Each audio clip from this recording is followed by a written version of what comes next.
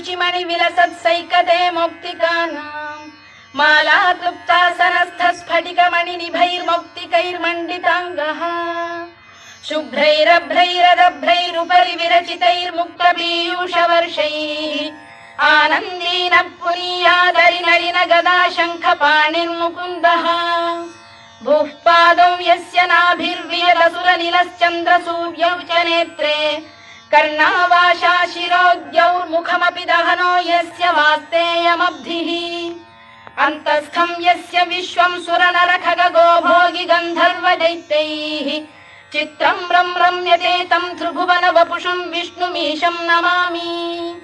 ॐ नमो भगवते वासुदेवाय। शान्ताकारं भुजगशयनं पद्मनाभं सुरेशं विश्वाधारं गगनसदृशं